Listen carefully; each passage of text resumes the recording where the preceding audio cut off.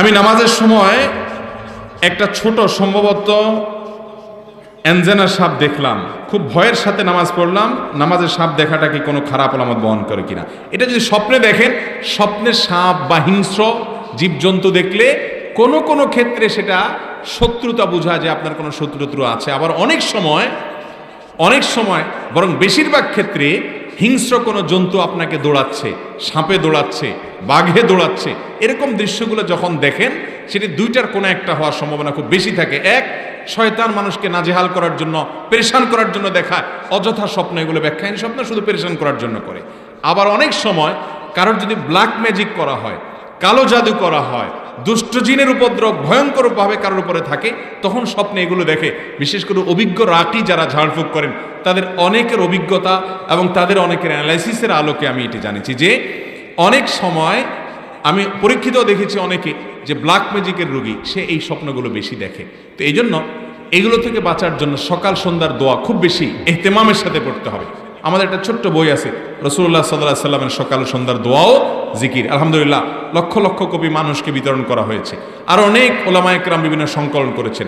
বিশেষ করে আর কিছু করতে পারেন আর না পারেন, সকাল এবং সন্ধ্যায় 3 কুল, নারী পুরুষ সকলে 3 বার করে কুল হুয়াল্লাহ, কুল আউযু বিরাব্বিল ফালাক, কুল আউযু বিরাব্বিন নাস, আউযু বিল্লাহি সহকারে ফজরের পরে 3 বার, মাগরিবের পরে বা আসরের পরে 3 বার সকাল সন্ধ্যা নিজেরা পড়েন। বাচ্চাদেরকে পড়ে ফু দেন, শোয়ার সময় 3 বার 3 কুল পড়ে পুরো শরীর ফু দেন, বাচ্চাদেরকে ফু দিয়া শোয়ান।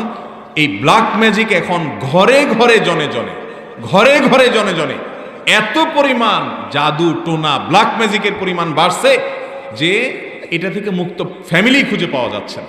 তো যাই হোক, দুঃস্বপ্ন, বিশেষ করে এই হিংস্র জীবজন্তুর তাড়ানো দৌড়ানো, এই জাতীয় বিষয়গুলো অনেক সময় শয়তান ভয় দেখানোর জন্য দেখায়, সেটার বিশেষ কোনো কেয়ার করার কারণ নাই। আবার অনেক সময় ব্ল্যাক ম্যাজিক করা হলে সেই দুষ্ট শয়তান বা জিনের আপনার আক্রমণ বোঝায়। তো এই জন্য ওই দোয়া দুরূদগুলো, আমলগুলো খুব বেশি করতে হবে। রক্ষা কবচ আল্লাহ তাআলা হেফাজত করবেন ইনশাআল্লাহ।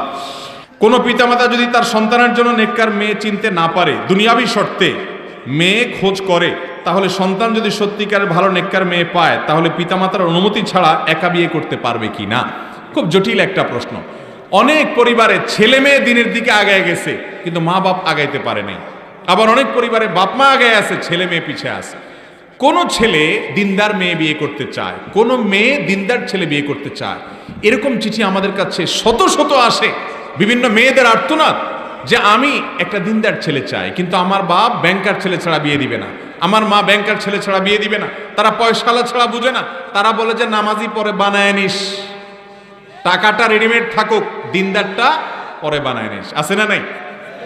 যুবকদের চিৎকার চেঁচামেচি দেখছেন মুরব্বীরা? এই বেচারা কত অসহায়। আপনারা শুনতেছেন না এদের কথা? বিয়ের সাথে দিচ্ছেন না? সেটা শহীদ হয়ে যাবে সবগুলো বিয়ের জন্য। শুনেন, ঠিকঠাক পরে বলেন।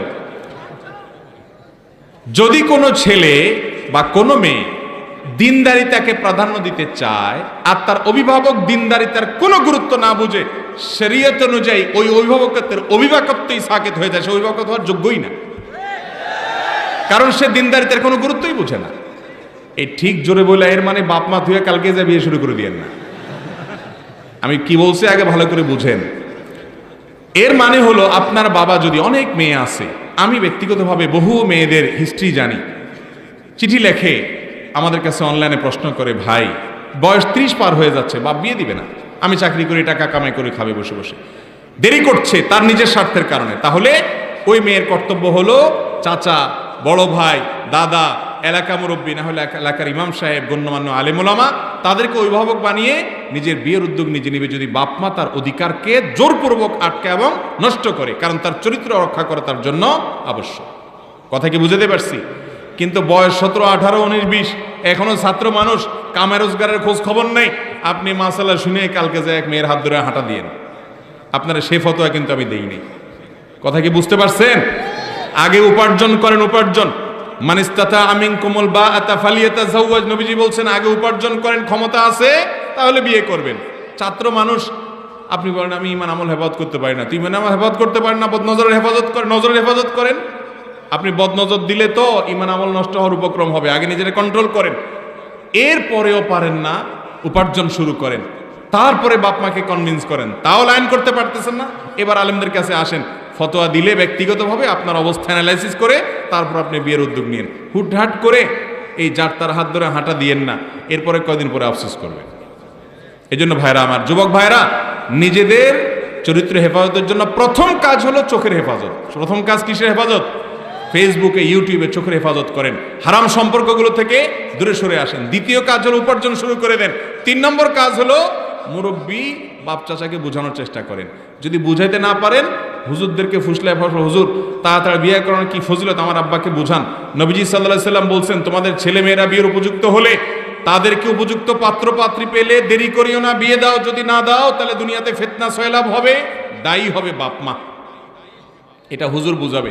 আমি পল্টনে এক হোটেলে উদ্বোধনের অনুষ্ঠানে গেছি, এক যুবক ছেলে তার বাপরে হাত ধরে আমার কাছে নিয়ে আসছে।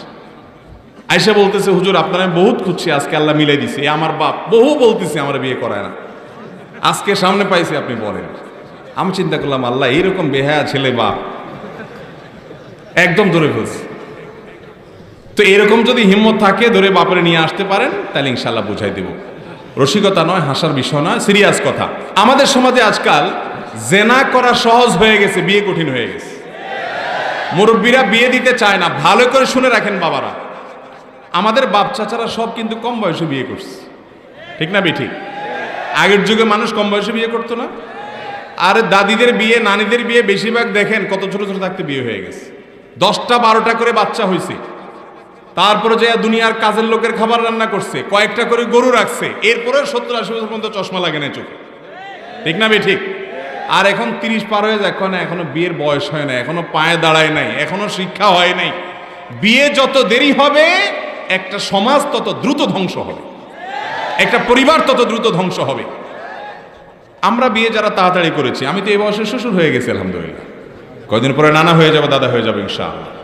হুজুররা যে কি লাইফ লিড করে, যারা এই লাইফ লিড করেন নাই তারা এক সময় আফসোস করবেন। অনেক লোক দেখছি আয়েশা বলে, ভাই আপনারাই তো কপাল, অল্প বয়সে সব সেট আপ হয়ে গেছেন। আমি বলি যে বিয়ে দেরিতে করবেন, 30-এর পরে বিয়ে করবেন, এরপরে বলবেন না প্রথম বাচ্চা কাচ্চা নেওয়া যাবে না, 5-7 বছর এমনি ঘুরতে হবে, ঘুরেন। 37-38 বছরের বাচ্চা নেন, এই বাচ্চা পড়ালেখা করে গ্রাজুয়েশন শেষ করতে করতে আপনার বয়স হবে 55, ততক্ষণে আপনার শরীরের সব রোগ ধরে গেছে, পোলা মাত্র ইনকাম করা শুরু করছে। যদি বেলাইন হয় তো পোলারে নমনম করা ছাড়া উপায় নাই। আর আমার অল্প বয়সে বিয়ে করা শেষ, সংসার করা শেষ, ছেলে মেয়ে সেট আপ করা শেষ।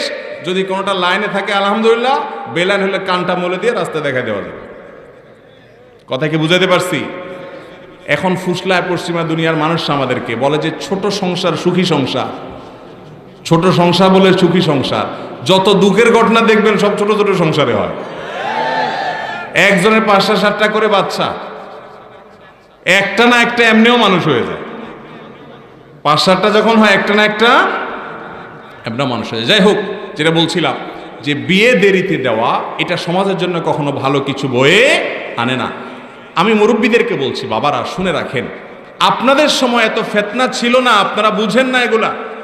এখনকার যুবকরা কলেজ ইউনিভার্সিটিতে, রাস্তাঘাটে, ফেসবুকে, ইউটিউবে তারা ফিতনার বহুমুখী যে সয়লাব, এটাতে তারা দিগ্ভ্রান্ত হয়ে আছে।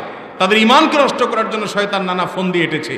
এই সময়টাতে তাদেরকে দেরিতে বিবাহ দিলে তারা যত গুনাহ করবে, আপনার অবহেলার কারণে দায়ভার আপনাকে বহন করতে হবে। এই জন্য যুবকরা উপার্জন করেন, পায়ে দাঁড়ান, চেষ্টা করেন, সহযোগিতা করেন, আর মুরব্বীরাও আগায় আসেন। ইনশাআল্লাহ আমরা একটা